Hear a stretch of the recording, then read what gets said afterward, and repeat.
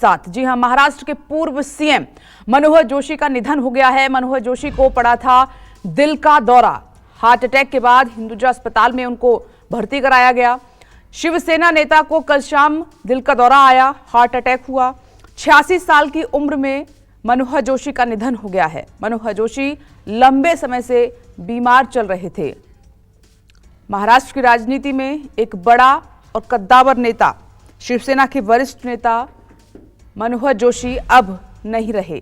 86 साल की उम्र में उन्होंने अंतिम सांस ली। काफी दिनों से वो बीमार चल रहे थे। उसके बाद उन्हें हॉस्पिटल में एडमिट कराया गया और देर रात अटैक आने की वजह से उनका निधन हो गया। करीब 5 दशक तक राजनीति में सक्रिय रहने वाले मनोहर जोशी राज्य के मुख्यमंत्री भी रहे।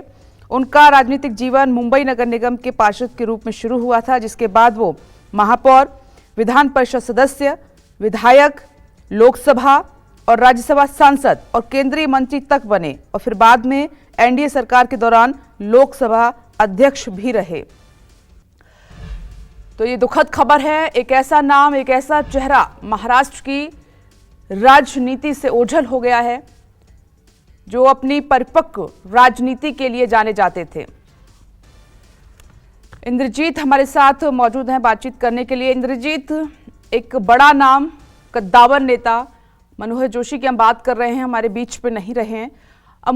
जाहिर सी बात है, राजनीति के लिए एक बड़ा झटका है। किस तरह से प्रतिक्रियाएं आ रही हैं? अंतिम संस्कार कब होगा और क्या इंफॉर्मेशन है आपके पास?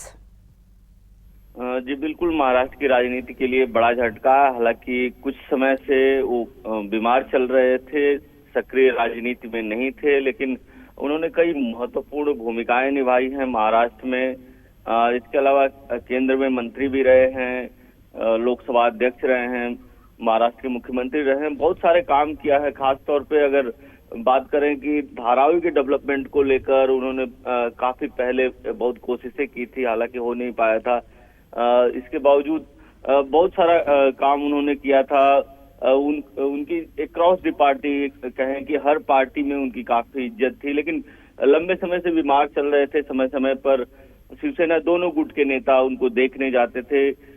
उनकी तबीयत बिगड़ी थी देर शाम। इसके बाद उनको हिंदुजा हॉस्पिटल, जो उनके घर के पास में ही है, वहां पे एडमिट कराया गया। फिर तबीयत ज्यादा बिगड़ी, आईसीयू में शिफ्ट किया गया। फिर बताया जाता है कि हार्ट अटैक के कारण उनकी जो है मौत हो गई है और अभी तक शेड्यूल नहीं आया है कि उनका अंतिम संस्कार कब किया जाएगा, लेकिन ऐसी संभावना है कि 12 बजे के बाद या दोपहर के बाद उनका अंतिम संस्कार, जो पास के ही स्मशान भूमि है, दादर हिंदू स्मशान भूमि, उसमें किया जाएगा। क्या उद्धव ठाकरे और उधर महाराष्ट्र के सीएम आ चुके हैं क्या परिवार से मिलने के लिए? अभी तक राजनीतिक प्रतिक्रियाएं आना शुरू ही हैं, क्योंकि कुछ ही देर पहले की घटना है।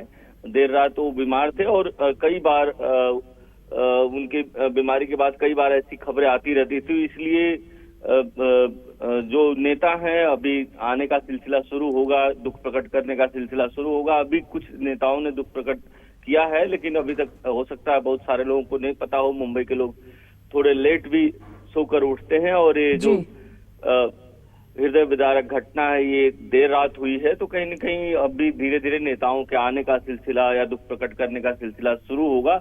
कुछ देर पहले की ये घटना है जब उन्होंने अंतिम सांस ली है। वो 86 साल के थे। जी इंद्रजीत, उनकी मौजूदगी पार्टी को कितना मजबूत बनाती थी और उनके जाने के बाद ये कितना बड़ा पीछे एक शून्य छूट गया है?